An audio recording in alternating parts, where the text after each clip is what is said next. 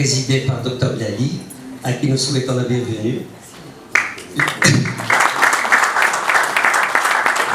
Le thème de notre soirée, c'est le civisme et les jeunes. Quel rôle peut jouer la société civile? Madame Bernie Mizouar, directrice générale de l'association J7. Professeur Moulay Abdelwazani, docteur en islamologie. Je vous souhaite donc à tous la bienvenue, et en particulier à notre Pride Sibim Shtoub, à tous les ADG rotariens ici présents, à tous les rotariens, les universités et les lycées, et qui nous concernent tous, de près ou de loin. Messieurs, bonsoir.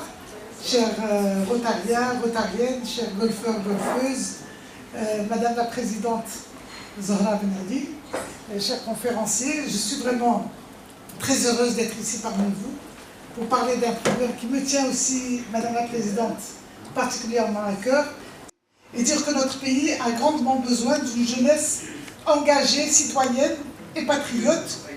Et quand on parle des jeunes, je tiens toujours particulièrement à insister sur le fait que les jeunes, ça signifie des jeunes filles et des jeunes garçons.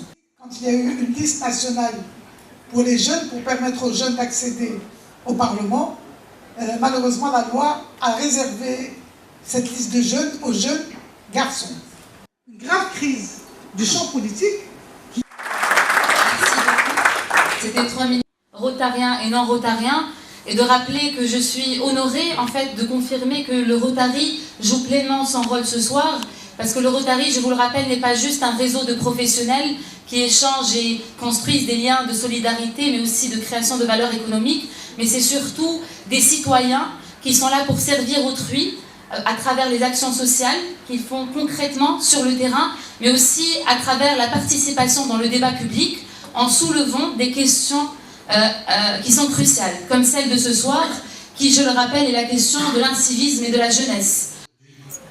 On est en train aujourd'hui d'identifier, de diagnostiquer le mal qui nous ronge.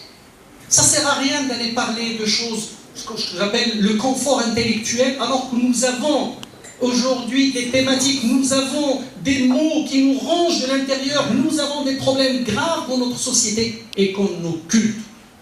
Et justement, votre interpellation est à juste titre très importante parce que c'est ce qu'on constate dans la société. Ce qui se passe dans la société. Alors, est-ce que l'islam peut corriger? Est-ce que la conception des valeurs de l'islam aujourd'hui peut faire quelque chose? Oui.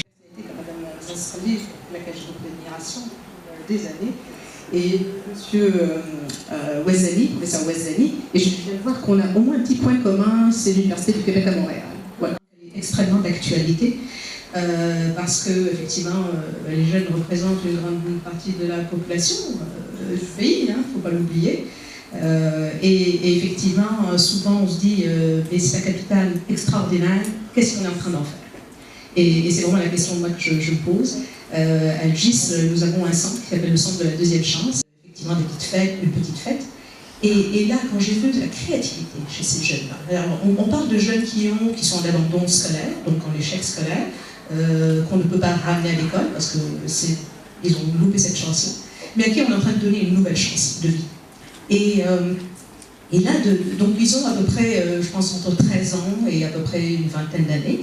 Vivent régulièrement dans un climat d'incivilité et de violence, ce qui les pousse à avoir un comportement, la politesse, le respect d'autrui, etc.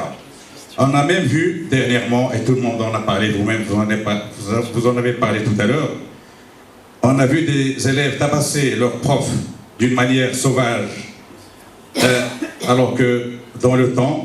On va dire qu'on a eu une soirée merveilleuse, avec des intervenants merveilleux, éloquents, convaincants, absolument. Et comment faire pour canaliser ces opinions? J'aurais aimé voir dans peut-être un monde que nous ne vivons pas, une méga ONG qui puisse canaliser les opinions. Comment faire pour canaliser ces opinions et les faire acheminer à ceux qui décident? Gouverner, vous allez légiférer pour nous amener et nous donner un produit d'une jeunesse perdue, violente et égarée. Voilà ce que je voudrais souhaiter. Et qu'on devrait servir avec dévouement et abnégation, comme dit Mohamed, et avec beaucoup d'amour aussi. Et vous avez dit tout à l'heure que les enfants, la jeunesse aujourd'hui, ils n'ont pas conscience du sentiment d'appartenir à une société.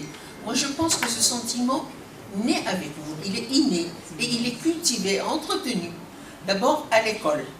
À l'école, dans mon enfance, le civisme était une discipline dispensée à l'école dès le bas âge. Avant de rejoindre nos salles de classe, il y avait toujours Tahiyat al-Alam, et il y avait toujours un nashid al-Watani, Biladi, Biladi, Fidaki, Dami, Wahab Tahayati, Fidel Faslim, et la akhiri. Si je le cite, c'est pour que vous voyez l'impact et le poids du mot dans ce qui anime les enfants et qu'on chantait religieusement.